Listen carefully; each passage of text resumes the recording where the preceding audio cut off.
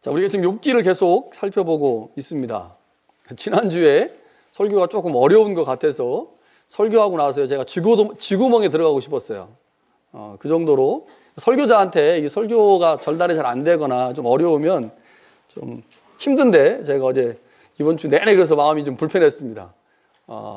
일주일에 한 번 여러분들이 말씀을 듣고 또 그 말씀으로 하나님의 뜻을 구하고 하나님 원하신 대로 삶을 살아야 되는데, 설교가 어렵게 되면 메시지가 정확하게 안 들리게 되고, 그렇게 되면 좀 어려움이 있잖아요. 그런 것 때문에 제가 좀 마음이 좀 불편했습니다. 그래서 이번 주는 좀 설교를 쉽게 하려고 애를 썼는데, 우리가 지금 계속해서 인과응보라고 하는 신앙을 살펴보고 있죠. 욥기에서 말하고 있는 메시지 핵심 중에 하나가 인과응보 신앙의 한계입니다.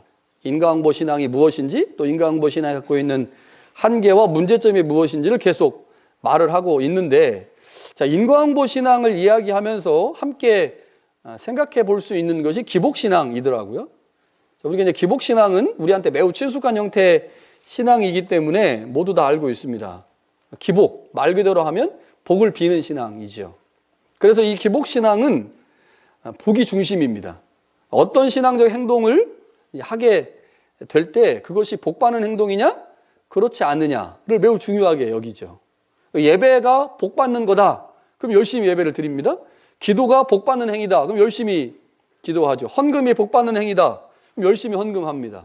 그런데 그게 복하고 상관없다, 그럼 관심이 없어요. 그래서 어떤 일을 할 때 그것이 복을 받는 것이냐 혹은 복을 받지 않는 것이냐와 연관시켜서 신앙을 하는 것, 이것이 이제 기복신앙이죠. 자, 우리는 기복신앙이 잘못된 신앙이다라고 다 알고 있습니다. 그렇죠. 이거 이제 우리가 워낙 많이 들었고 많이 교육을 받았기 때문에 기복신앙이 바른 신앙의 형태가 아니라는 점을 잘 인식을 하고 있는데, 재미있는 것은 기복신앙을 갖고 있는 사람이 자신이 기복신앙을 갖고 있는지 몰라요. 그래가지고 기복신앙을 막 욕합니다. 근데 본인이 갖고 있는 신앙이 기복신앙이야. 그러니까 자기가 자기를 욕하는 거죠. 근데 자기가 자기를 욕하는지 몰라요. 그러니까 이런 게 좀 있죠. 한국 사람들 같은 경우는 기복신앙이 워낙 강하게 뿌리를 내리고 있기 때문에 자칫 잘못하면 기복신앙적으로 흘러갈 수가 있습니다. 자, 그런데 이 인과응보 신앙이라고 하는 것이 기복신앙과 유사한 형태를 갖고 있더라고 하는 거죠. 원래 인과응보 신앙이 기복신앙과 같은 거냐? 그런 건 아닙니다. 인과응보 신앙은 원래 기복신앙과 상관없는 다른 건데, 인과응보 신앙이 오해를 받거나 아니면 잘못 인식되면 기복신앙처럼 여겨지게 된다고 하는 거죠. 자, 인과응보 신앙을 단지 하나님을 잘 믿으면 복받고 그렇지 않으면 저주를 받는다라는 방식으로 이해하고 있다면 기복신앙과 뭐가 다르겠습니까? 하나님을 잘 믿으면 복받고 잘못 섬기면 저주받는다, 이거하고 복을 비는 신앙하고 큰 차이가 없다고 하는 거죠. 그런데 중요한 것은 인과응보 신앙이 단지 하나님 잘 믿으면 복받고 그렇지 않으면 저주받는다라고 하는 신앙이 아니라는 거예요. 인과응보 신앙은 그렇게 잘못 오해하면 안 된다고 하는 거죠. 인과응보 신앙은 하나님께서 우리에게 주신 가장 기본적이고 토대가 되는 신앙 형태입니다. 가장 기본적이고 토대가 되는 신앙 형태이기 때문에 인과응보 신앙이 중요합니다. 그런데 이제 문제는 그 신앙을 오해하거나 잘못 인식하게 되면서 인과응보 신앙이 마치 기복신앙처럼 오해되는 경우들이 있다. 이게 이제 문제라고 하는 거죠. 자, 욥기에는요, 인과응보 신앙의 한계 그리고 문제점을 분명하게 욥기는 드러내고 있습니다. 자, 이스라엘 안에 자리 잡았던 이 전통적인 신앙인 인과응보는 단순하게 복과 번영을 추구하는 신앙이 아닙니다. 그러니까 이 신앙에서 물론 복에 대해서 말하고 있지만 강조점은 하나님을 잘 섬기고 말씀에 순종하는 것, 이것이 강조점이죠.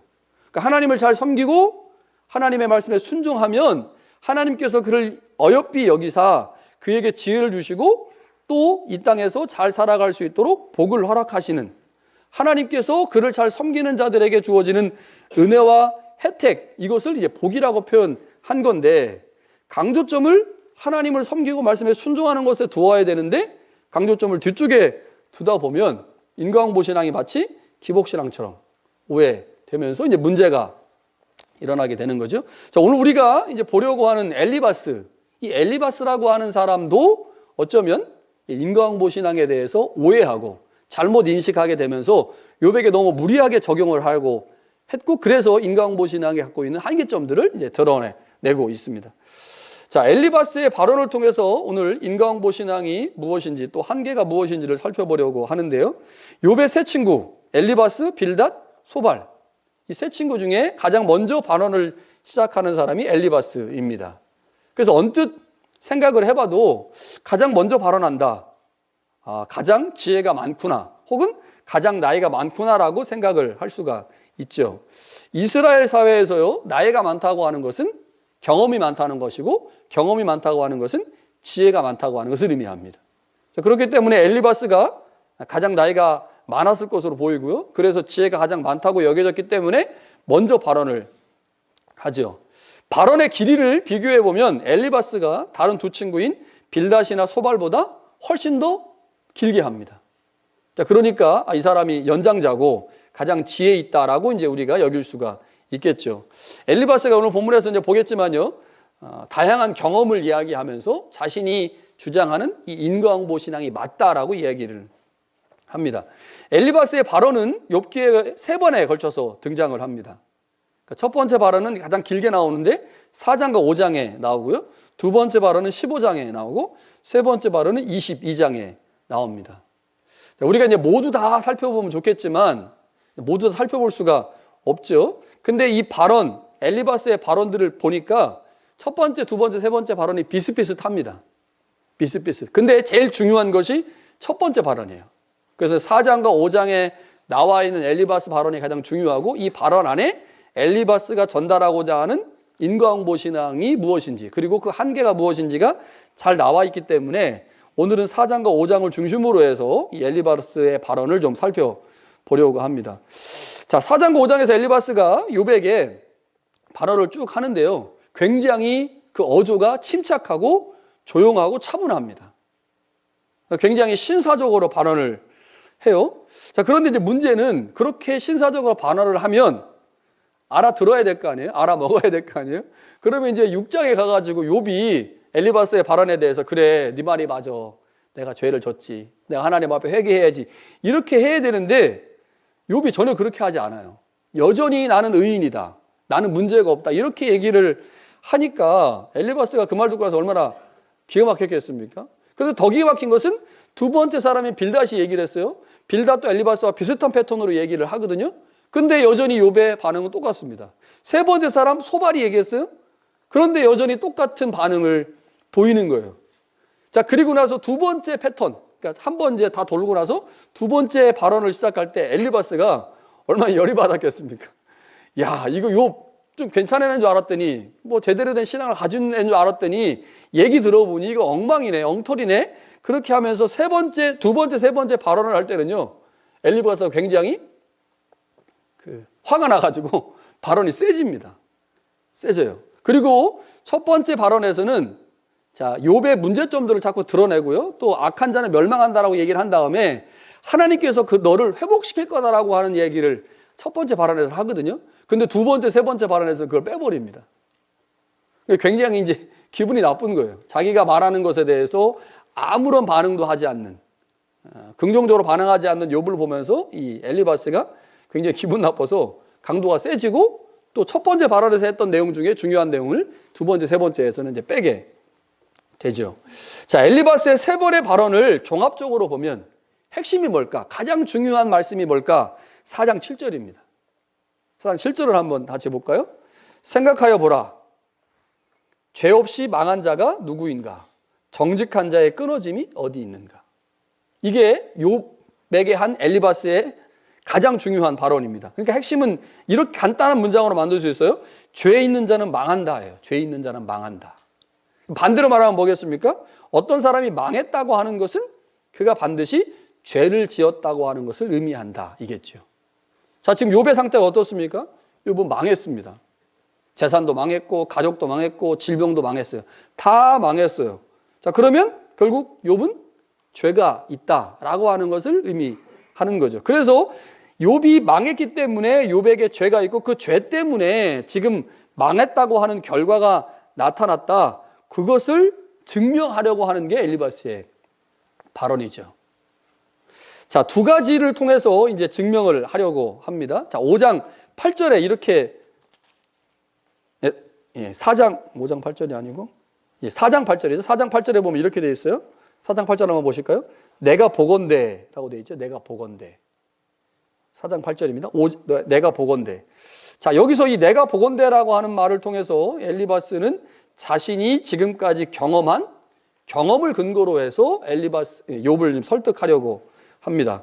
엘리바스는 하나님의 통치 아래에 있는 세상은 견고한 어떤 질서 안에서 움직이고 있다라고 하는 것을 지금 강조하는 거예요. 세상에는 하나님께서 만들어 오는 어떤 일정한 질서가 있다는 거죠. 그 질서 안에서 세상이 움직이는 것을 내가 보았다는 겁니다. 이 엘리바스만 보았겠습니까? 아니죠. 많은 믿음의 사람들, 많은 그의 선진들이 동일하게 보았겠죠. 그것으로 이제 이야기를 시작하는데 구체적인 예로 말하는 게 파종과 수확의 원리입니다. 무엇인가를 뿌리면 그 뿌린 대로 얻게 된다고 하는 거죠. 그러면서 이제 엘리바스가 하는 말이 어떤 사람이 악을 심으면 악을 거두고 선을 심으면 선을 거둔다. 이게 하나님이 이 땅에 만들어 놓은 질서라는 거죠. 질서. 자, 정직한 자가 정직을 심었기 때문에 형통한 삶을 얻는 것이고 악인은 멸망할 수밖에 없는데 그것은 그가 악과 독을 심었기 때문이다 라고 얘기하는 겁니다. 엘리바스는 그가 살아온 세월 속에서 직접 관찰하고 체험한 것에 근거해서 뿌린 대로 거둔다 라고 얘기를 합니다. 자, 우리 뿌린 대로 거둔다 어떻습니까? 세상 법칙이죠. 콩 심은 데 콩 나고 팥 심은 데 팥 납니다. 여러분, 그런데 그리스도인들은요, 콩 심은 데 콩이 나기도 하고 콩 심은 데 팥이 날 수도 있어요. 콩 심은 데 팥이 날 수도 있어요. 왜 그럴까요? 우리는 열심히 콩을 뿌렸어요. 그런데 옆에서 예수님이 콩밭에다 팥도 뿌리시거든요. 여러분, 이게 은혜 아닙니까? 여러분, 그리스도인들은 내가 뿌린 것만 얻는 게 아니고 내가 뿌리지 않은 것도 얻어요. 십자가에서의 구원 내가 뿌렸습니까? 하나님이 일방적으로 우리에게 뿌려주신 거죠. 그 십자가에서의 구원은 내가 뿌린 게 아니라 하나님이 아들을 통해서 우리 가운데 뿌려주신 거예요. 그래서 십자가의 구원과 은혜를 우리는 내가 뿌린 것이 아니라고 고백할 수밖에 없는 거죠. 자, 그러니까 지금 엘리바스가 자신의 지혜와 경험을 근거로 해서 욥을 지금 이야기하고 있지만 욥이 이 사실을 받아들일 수 없는 것은 엘리바스가 경험한 지혜와 경험은 엘리바스에게만 해당되는 거라고 지금 욥을 판단한 거죠. 우리가 1장과 2장에서 이미 보았지만 욥은 죄가 있어서 지금 고난을 당합니까? 아니에요. 죄가 있어서 고난을 당하는 게 아니죠. 사단이 욥을 시험했고 그 시험에 대해서 하나님이 허락을 하셨기 때문에 지금 욥이 이렇게 고난을 당하는 거잖아요. 그러니까 욥은 자신이 고난받기 전에 그 어떤 세상 사람보다 의롭고 경건한 삶을 살고 있다고 자부했던 사람입니다. 하나님 앞에 의로웠던 사람이죠. 그러니까 지금 엘리바스가 아무리 자신의 지혜와 경험을 근거로 해서 욥을 설득하고 있지만 그것은 엘리바스가 경험한 것이지 욥이 경험한 건 아니란 말이에요. 그러니까 욥은 분명히 자신이 의롭다는 사실을 알고 있기 때문에 엘리바스의 견해를 받아들일 수가 없는 거죠. 여러분, 우리가 아무리 대단한 경험을 한다고 할지라도 그 경험은 다 주관적인 것입니다. 객관적 경험은 없어요. 여러분, 역사를 기록할 때 제일 중요한 게 사관입니다. 사관. 같은 역사 사건을 어떤 관점으로 보느냐에 따라서 해석이 달라져요. 그러니까 여러분, 제가 여기서 똑같은 객관적 설교를 하지 않습니까? 근데 제 설교를 듣고 나서 여러분 모두가 제 설교에 대한 평가나 해석은 다 다릅니다. 그러니까 객관적 사실이 중요한 게 아니고 뭐가 중요해요? 어떤 사람이 어떻게 해석하느냐가 중요한 거죠.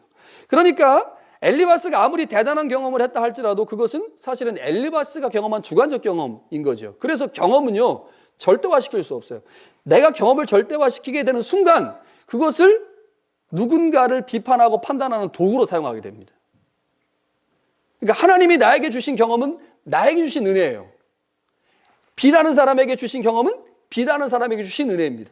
그래서 내가 갖고 있는 경험을 가지고 누군가를 판단하면 안 된다는 거죠. 다시 말하면 나에게 주신 경험이 모든 상황에 적용될 수 있는 일반 원리가 될 수가 없다는 것입니다. 이게 지금 엘리바스가 범하고 있는 실수입니다. 자신이 경험한 그 주관적 사건을 욥이라고 하는 사람에게 억지로 적용시키려고 하면서 욥을 완전히 죄인으로 지금 만들어가고 있다고 하는 거죠. 이것이 지금 엘리바스의 문제인데, 우리도 신앙생활하면서 가장 많이 실수하는 게 이거죠. 내가 경험한 것을 일반화시켜가지고 다른 사람에게 그것을 강요하는 거예요. 나에게 주신 은혜입니다. 만약 누군가가 내 권면을 받아들이지 않을 때 내가 분명히 경험했어요. 그런데 그 경험한 것을 가지고 권면하는데 그 사람이 안 받아들여. 그러면 어떻게 해요? 너는 왜 그 모양이냐고 정죄하거든요. 판단하게 되고. 이렇게 되면서 이제 문제가 생기는데, 지금 엘리바스가 욥에게 그렇게 지금 행동하고 있다고 하는 거죠. 자신의 경험은 자신에게만 적용될 수 있는 하나님의 은혜라는 사실을 우리는 알아야 됩니다.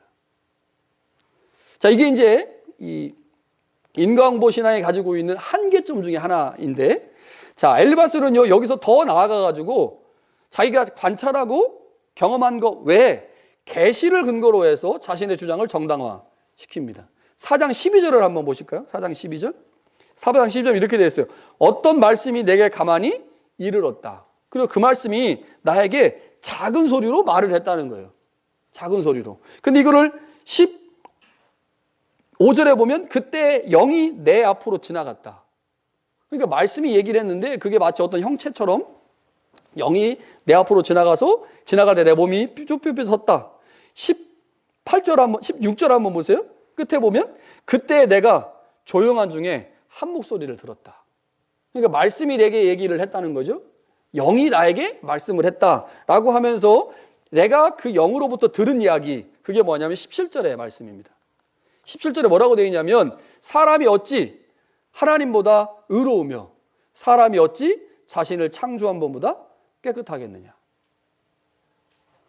자, 이게 엘리바스가 들은 말씀입니다. 그런데 중요한 것은 이게 엘리바스가요, 욥을 위해서 막 기도하는데, 욥이 막 고통 가운데 있으니까 욥을 위해서 막 기도하고, 근데 하나님이 갑자기 엘리바스에 나타나셔가지고 목소리로, 야, 사람이 어찌 하나님보다 의로우며 사람이 어찌 자신을 창조한 것보다 깨끗하겠느냐라고 말씀하신 게 아닙니다.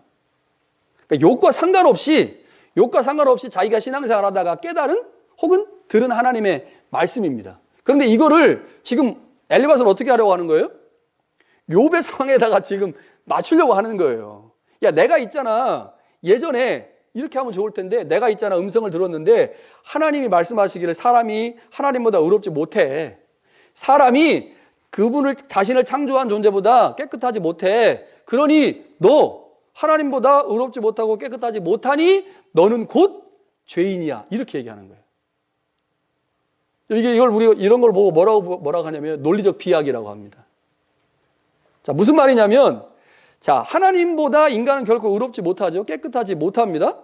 그런데 여기서 인간이 하나님보다 깨끗하지 못하다고 하는 것하고, 인간이 하나님보다 깨끗하지 못하는 것하고, 인간이 그렇기 때문에 죄인이다라고 하는 것하고는 다른 말입니다. 같은 말이 아니에요. 이걸 같게 보면 안 되는 거죠. 인간이 연약하다. 우리 연약합니까? 안 합니까? 연약하죠. 연약하기 때문에 죄를 짓기도 하죠. 그러나 그 연약함 때문에 연약함이 곧 죄입니까? 그건 아니잖아요. 연약함이 곧 죄는 아니거든요. 연약하기 때문에 죄에 노출되기 쉽고 그래서 죄를 짓는 거지, 연약함이 곧 죄는 아닙니다. 그러니까 여기서 이 엘리바스가 받은 사람이 어찌 하나님보다 의롭고 사람이 어찌 자신을 창조한 이보다 깨끗하겠느냐라고 하는 말을 가지고, 야, 너는 하나님보다 의롭지 못하고 창조주보다 깨끗하지 못하니 곧 너는 죄인이야. 그러니 네 죄를 고백하고 회개해야만 너는 다시 회복될 수 있어 라고 하는 것은 논리적 비약이라고 하는 거죠. 다시 말하면 엘리바스가 지금 계속해서 욥에게 무리하게 하나님의 말씀을 적용함으로 욥을 지금 죄인 취급하고 있다고 하는 거죠. 죄를 지을 만큼 인간이 연약하다고 하는 거하고 실제 사람이 죄를 지었다고 하는 것은 분명히 다릅니다. 욥의 연약함이 욥을 죄 지었다고 단정할 수 있는 근거는 아니라고 하는 거죠. 자, 인과응보 신앙 안에서 엘리바스는 욥을 죄인으로 정죄합니다. 왜냐하면 인과응보의 신앙의 중요한 특징 중에 하나가 뭐냐면 결과를 가지고 원인을 판단하는 거예요. 결과를 가지고 원인을 판단하는 거예요. 자, 어떤 결과가 지금 나타났습니까? 욥이 지금 망했다고 하는 결과가 나타났죠. 그래서 그 결과는 반드시 원인이 문제가 있기 때문에 그런 결과가 나왔다고 생각을 하는 거죠. 그러니까 엘리바스는 당연히 욥을 죄인으로 정죄할 수밖에 없습니다. 자, 그런 욥에게 엘리바스가 이제 4장과 5장에서 하나의 제안을 합니다. 그건 뭐냐면 하나님을 찾는 거예요. 네가 할 수 있는 건 하나님 찾는 거다. 자, 그러면 우리가 이제 하나님을 찾는다고 할 때 우리 보통은 기도라고 생각을 하지 않습니까? 그런데 엘리바스가 말하고 있는 하나님을 찾는 것은 자신의 고난의 원인이 자신이 저지른 죄라는 사실을 고백하는 것, 그리고 그것을 고백함과 동시에 하나님께 잘못했다라고 비는 것, 이게 하나님을 찾는 겁니다. 그러니까 그럼 엘리바스는 계속해서 욥에게 야, 네가 지금 고난을 당하고 있는 것은 너희가 가지고 있는 죄 때문에 그런 거야. 그러니 하나님 앞에 나아가서 죄인임을 고백하고 회개해야만 하나님께서 네 상황을 회복시켜 줄 수 있어 라고 계속 얘기를 하는 거죠. 회개의 관점에서 볼 때요, 엘리바스가 지금 말하고 있는 그 고난은 하나님의 징계입니다. 그러니까 욥으로 하여금 잘못을 깨닫고 돌이켜서 멸망에서 벗어날 수 있도록 하기 위해서 하나님이 징계를 주셨다는 거죠. 죄가 없는 사람이라면, 잘못된 게 없는 사람이면 징계할 필요가 없는데 하나님께서 지금 욥에게 징계를 내리신 이유는 욥이 깨닫지 못하고 있는 어떤 죄가 있고 그 죄를 깨닫고 하나님께 회개하도록 하기 위해서 고난이라고 하는 징계를 주셨다고 하는 거죠. 여러분, 이거 인정할 수 있습니까? 우리는 인정 못해요. 왜요? 1장과 2장을 알고 있거든. 우리가 1장과 2장을 알고 있어요. 욥이 지금 왜 고난을 당하고 있는지 알고 있어요. 그래서 엘리바스가 이렇게 말하는 게 가만히 보고 있으면 맞아요. 다 맞아. 그렇지. 죄가 있으니까 저주를 받고 저주를 받았으면 회개를 하고 돌이켜야 되고. 그러니까 엘리바스가 하는 말이 다 틀린 게 아니에요. 맞아. 그렇지. 그래서 이 욥기를 읽다가 보면 4장부터 이제 30 몇 장까지 쭉 읽다 보면요, 욥이 이야기하는 부분에서는 아이고 이놈의 욥 도대체 왜 이렇게 하는 거야? 왜 이렇게 반응이 이렇게 되고, 친구들이 말하는 걸 읽어보면 그렇지, 맞네, 할렐루야, 아멘, 아이고 그렇지, 아이고, 이렇게 돼요. 진짜로. 만약에 1장과 2장이 없었다면, 3장부터 이야기가 시작됐다면 우리는 계속 그렇게 반응하면서 읽었을 거예요. 아이고 엘리바스 사람 정말 똑똑한 사람이네, 어떻게 맞는 얘기만 이렇게 한대.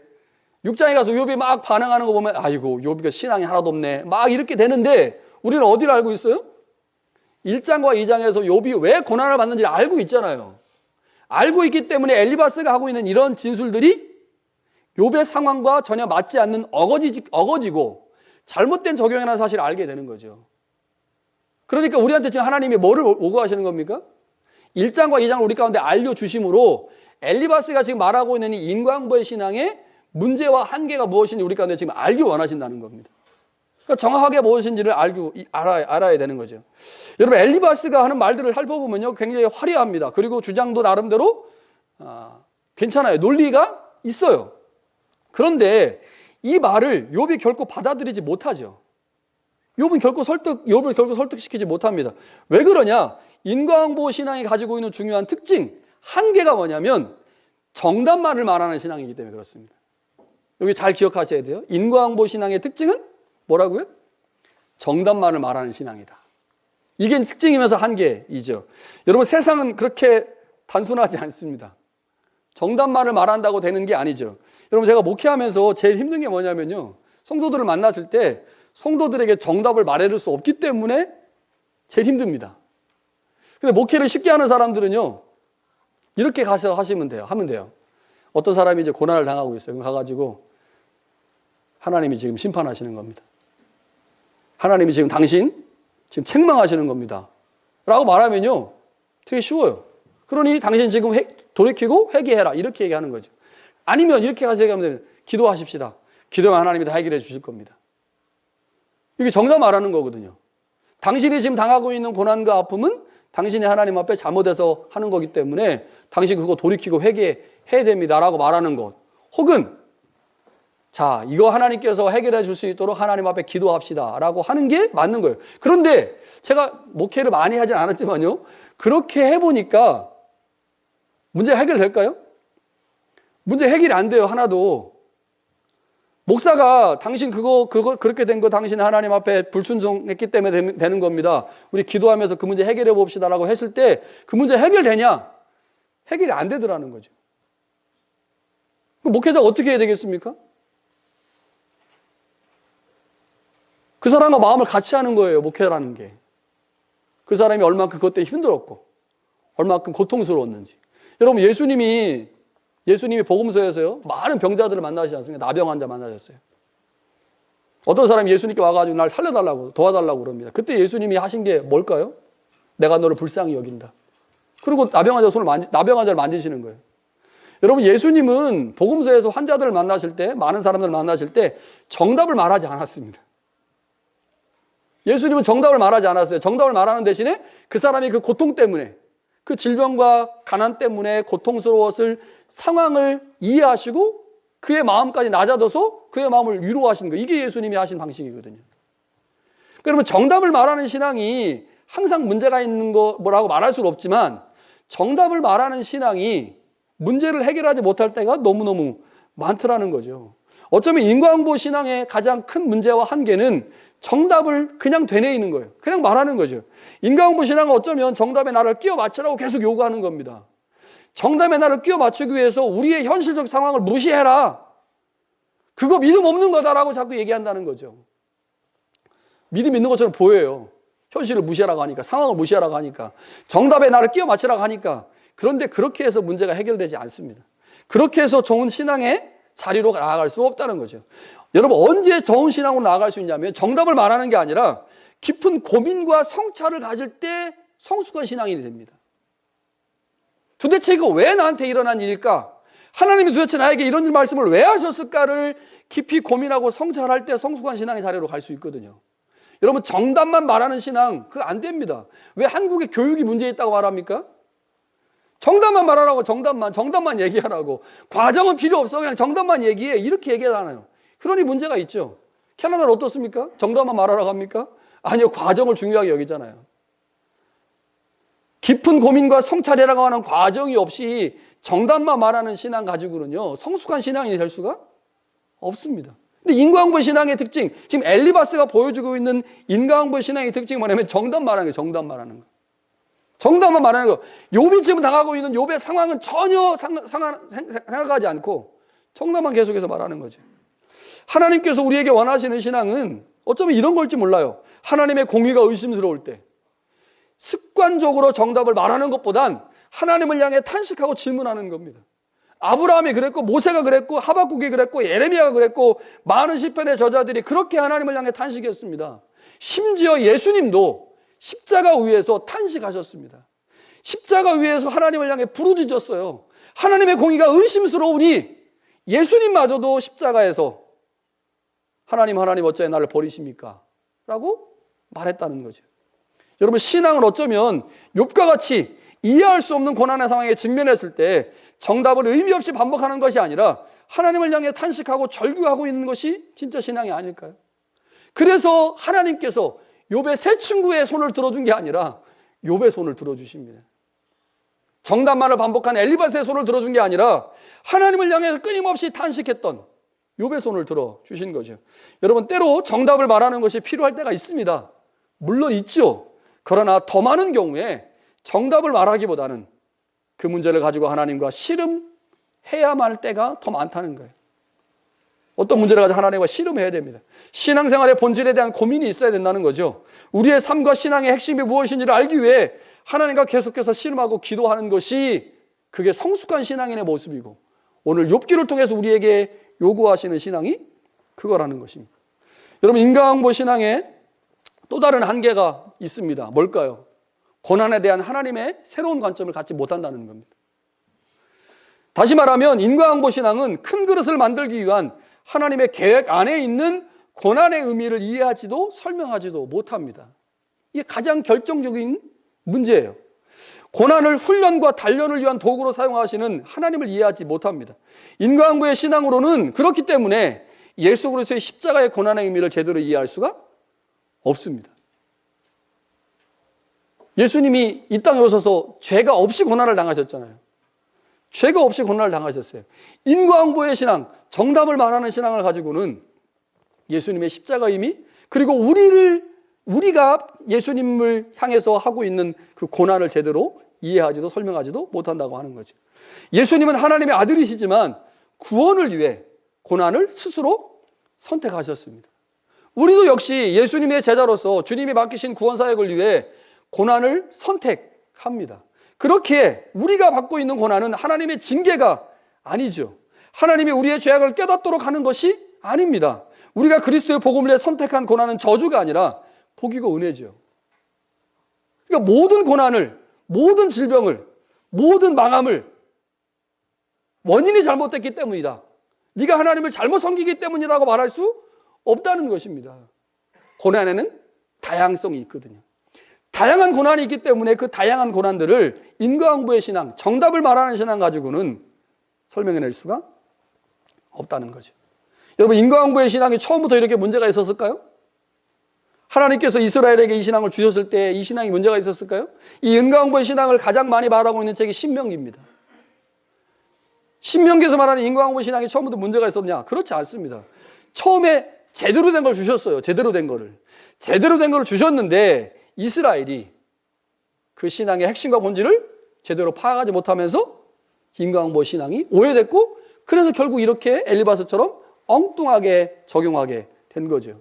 여러분, 이스라엘 역사를 보면요, 이스라엘이 하나님의 선민으로, 하나님의 백성으로 선택을 받은 후에 하나님께서 이스라엘에게 요구하신 중요한 한 가지 의식이 있습니다. 그게 뭡니까? 할례라는 거예요. 이 할례는요, 하나님과 아브라함 사이에 맺은 언약의 증표로 주신 거죠. 이스라엘 백성들이 하나님과 언약 관계를 맺었다는 사실을 확신하기 위해서 그들의 몸에다 무늬를 새긴 게 할례예요. 그런데 그 할례를 이스라엘이 어떻게 왜곡시켜 버렸냐면, 난 이제 할례 받았으니 하나님의 백성이야 라고 한 거예요. 할례가 먼저가 아니지 않습니까? 하나님과의 언약이 먼저인데, 언약의 증표로 할례를 이해하지 않고 할례를 통해서 내가 언약받은 백성이라고 스스로 생각한 거죠. 그렇게 할례가 타락을 한 거예요.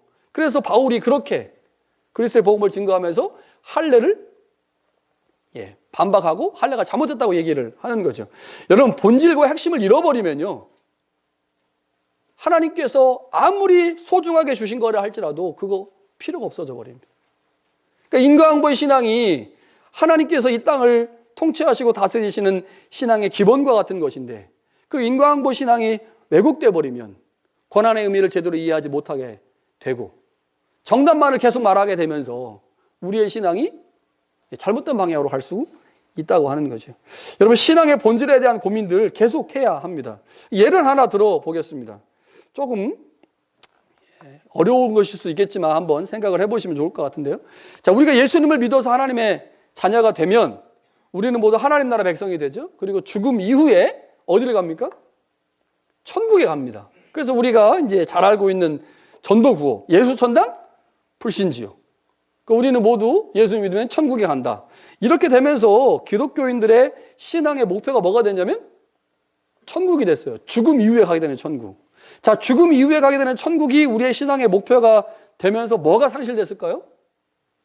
이 땅에서 하나님의 나라를 세우고 이 땅에서 하나님과 관계를 맺어가는 이 땅에서의 모든 삶이 의미 없어지는 게 돼버렸어요. 죽음 이후에 천국 가는 게 목표가 돼버리니까. 여러분, 그런데 우리의 신앙의 목표가 죽음 이후에 천국, 그것이 목표가 되면 되겠습니까? 절대 안 돼요. 그 우리의 목표가 아니에요. 죽음 이후에 천국 가는 게 우리의 목표가 아닙니다. 천국은, 죽음 이후의 천국은 예수 잘 믿고 하나님의 자녀가 된 자들에게 주어지는 선물이고 은혜입니다. 그래서 이 땅에서의 삶이 중요한 거예요. 이 땅에서의 삶이. 이 땅에서 내가 하나님과 얼마나 좋은 관계를 맺어가느냐, 내가 이 땅에서 예수 그리스도의 십자가의 복음을 증거하고 그 복음에 합당한 삶을 살아가느냐가 중요한 거예요. 그것이 제대로 된 사람에게 은혜와 선물로 죽음 이후에 하나님과 영원토록 사는 영생이 부여되는 거죠. 무엇이 먼저입니까? 무엇이 먼저예요? 이 땅에서의 삶이 먼저죠. 이 땅에서 하나님과 관계 맺는 게 먼저입니다. 그런데 그거 다 잃어버리고 천국만 가려고 해요. 천국만 가려고. 타미성교회처럼. 그러면요, 천국 선물로 안 주어집니다. 그걸 몰라요. 기복신앙을 갖고 있는 사람이 그걸 몰라요. 비유로 말하면 이런 거죠. 천국을 목적으로 삼는 신앙은요, 마치 아버지의 재산을 받기 위해서 가식적으로 효도하는 자녀와 같은 것입니다. 자녀이기에 부모에게 효도하는 건 당연하죠. 그런데 그 효도의 이유가 아버지와의 관계가 아니라 아버지가 가진 재산 때문이라면 그 효도가 진짜입니까? 그거 다 가짜잖아요. 여러분, 신앙생활에서 중요한 것은 하나님과의 관계죠. 관계가 이루어진 사람, 그 관계를 하나님이 깨지 않기 위해서, 관계를 지속시키기 위해서 우리에게 뭘 주시는 거예요? 영생을 주시는 거예요. 우리에게 천국이라고 하는 장소를 허락하시는 거죠. 그런데 하나님과의 관계가 맺어지지 않은 사람이, 관계에 관심도 없는 사람이 천국에 가려고 한다. 하나님이 보내시겠습니까? 안 보내시죠. 본질이, 핵심이 무엇인지를 놓치면 천국 얻을 수 없습니다. 여러분, 신앙생활하면서 너무너무 중요한 문제이죠. 인과응보의 신앙이 가지고 있는 중요한 특징들이 있고, 그것이 우리 가운데 매우 소중한 신앙의 형태이지만, 그것이 왜곡되거나 잘못 오해됐을 때 엘리바스처럼 결과를 가지고 원인을 추적해내려고 하는, 결과가 원인을 다 말해준다고 생각을 하므로 결과만 가지고 그 사람을 평가하고 판단하고 잣대질하는, 그리고 계속해서 정답만을 말하는, 고난의 의미가 무엇인지를 해석해내지 못하는 우를 범할 수 있다고 하는 거죠. 여러분, 반드시 기억해야 할 게 있습니다. 하나님은 우리의 경험과 이성과 계시를 넘어서는 분입니다. 여러분, 하나님이 우리가 주신 경험들이 있죠. 우리 가운데 이성이 있어요. 우리 가운데 주신 신비 체험들이 있습니다. 하나님을 그 안에 가두면 안 됩니다. 가두는 게 뭐예요? 내가 경험한 거 가지고 다른 사람 판단하는 겁니다. 내가 경험한 거 가지고 다른 사람 잣대질하는 거예요. 내가 경험한 거 가지고 그 경험한 것만 계속 반복적으로 말하는 겁니다. 정답만 말하는 거예요. 여러분, 그런 신앙, 하나님이 원하시는 신앙이 아닙니다. 이 땅을 살면서 얼마나 많은 일들이, 얼마나 많은 복잡한 일들이 벌어집니까? 얼마나 많은 고난스러운 일들이 우리 가운데 벌어집니까? 그때 그 모든 것들을 잘 이해하고 그 안에서 나에게 필요로 한 것들을 얻고 또 누군가에게 그것을 도움으로 주고, 그렇게 할 때 하나님께서 원하시는 신앙인으로 만들어지는 거죠. 여러분, 전통 매우 중요합니다. 전통 매우 중요해요. 하나님께서 개개인에게 허락하신 계시 사건, 신비 체험 사건 너무너무 중요합니다. 그러나 나 자신에게만 허락된 은혜와 선물이라는 사실을 기억해야 돼요. 그것이 내가 경험한 것, 내가 체험한 것, 하나님이 나에게 주신, 나를 사랑하시기 때문에 주신 은혜와 선물입니다. 내가 경험하고 내가 가지고 있는 그 경험이 누군가를 판단하는 잣대로 사용되게 되면요, 처음에는 그것이 분명 은혜로 주어진 것이고 선물로 주어진 것이겠지만, 그렇게 누군가를 판단할 때 그것은 더 이상 은혜와 선물이 아닙니다. 왜요? 내가 그 안에 갇히기 때문에. 엘리바스처럼 그 안에 갇히게 되면 결국 뭐예요? 처음에 나에게 주신 은혜와 선물이 뭐가 됩니까? 나를 가둬버리는 틀이 돼버리고 새로운 하나님을 경험하지 못하게 만드는 틀이 돼버리는 거예요. 결국 그 안에서 나는 어떻게 돼요? 썩어버립니다. 그러니까 인과응보 신앙의 문제점들, 이 엘리바스가 보여주는 것들을 잘 기억해야 합니다. 하나님께서 주신 것을 소중히 여기고 그것의 본질과 목적을 잊지 않아야 될 것입니다. 조금 더 구체적으로 말하면 하나님께서 우리 가운데 예배를 허락하셨습니다. 그 예배의 본질과 목적을 잊지 않고 하나님 앞에 나아간다면 예배가 우리 가운데 더 없는 하나님의 은혜를 경험하는 통로가 되겠지만, 그렇지 않을 경우에 우리는 이 안에 갇혀서 우리만의 세상에 우리만의 리그를 할 수도 있다고 하는 거죠. 오늘 이 엘리바스를 통해서 보여주시는 왜곡된 형태의 인과응보의 신앙의 한계, 두 가지라 말씀드려요. 첫 번째 뭐예요? 정답만 말하지 마라. 여러분, 고난받는 사람한테 가가지고 정답만 말하지 마세요. 두 번째, 고난의 새로운 의미를 기억해야 됩니다. 모든 고난을 하나의 고난으로 볼 수 없다고 하는 거죠. 이렇게 우리의 신앙이 한 단계 업그레이드 되면 우리가 인과응보의 신앙을 우리의 신앙으로 받아들이지만 이 안에 갇히지 않고 인과응보 신앙이 또 다른 사람을 품을 수 있는 좋은 신앙의 토대가 될 수 있을 것입니다. 그런 은혜가 우리 가운데 있기를 간절히 축원합니다.